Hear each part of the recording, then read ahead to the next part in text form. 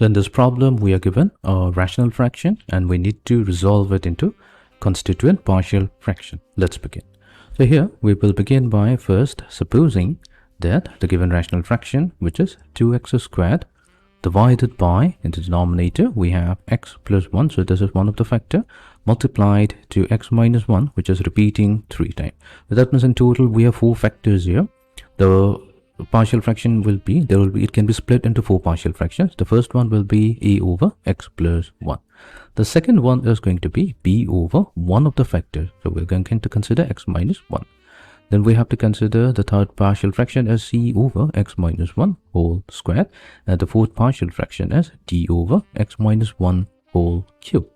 So let's label this as equation number 1. And our goal will be to find out the value of a, b, c, and d.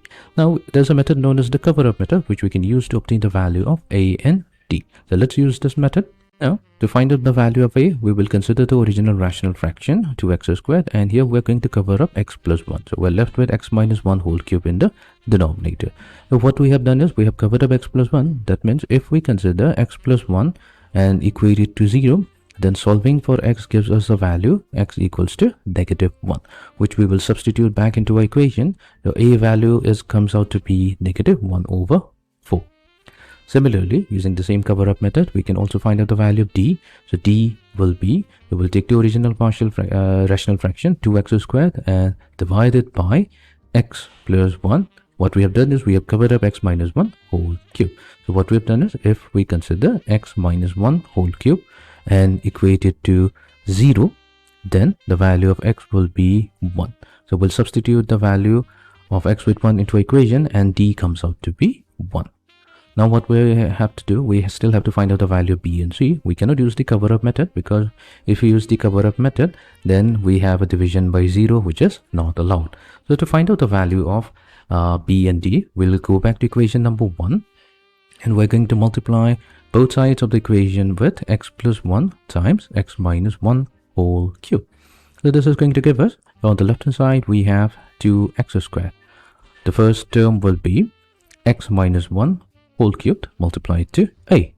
The second term is going to be x plus 1 multiplied to x minus 1 whole squared multiplied to b. The third term is going to be x plus 1 multiplied to x minus 1 times c. And the fourth term is going to be x plus 1 multiplied to d. So let's label this as equation number 2.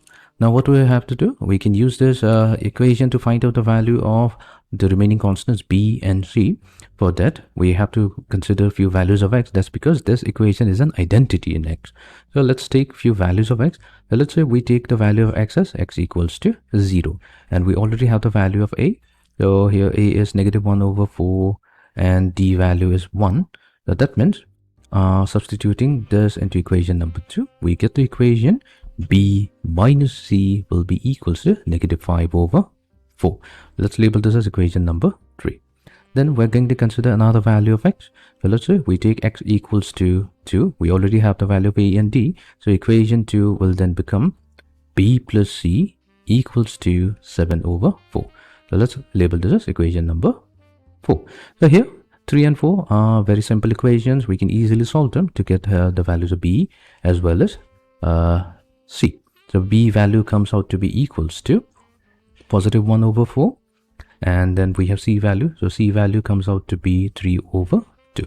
So therefore we have obtained all the values. So a is negative 1 over 4, b is 1 over 4, c is 3 over 2, and d value is 1. So we can substitute these 4 values of a, b, c, and d back in equation number 1, which will give us the final result. So let's do that. So thus, our original rational fraction, which is 2x squared divided by x plus 1 multiplied to x minus 1 whole cubed. So that becomes equals to negative 1 over 4 multiplied to x plus 1. That's the first term. Then the second term will be positive 1 over 4 times x minus 1, followed by 3 over 2 times x minus 1 whole squared, plus the final term, which is 1 over x minus 1 whole cube. So here we have successfully resolved the given rational fraction into its constituent partial fractions.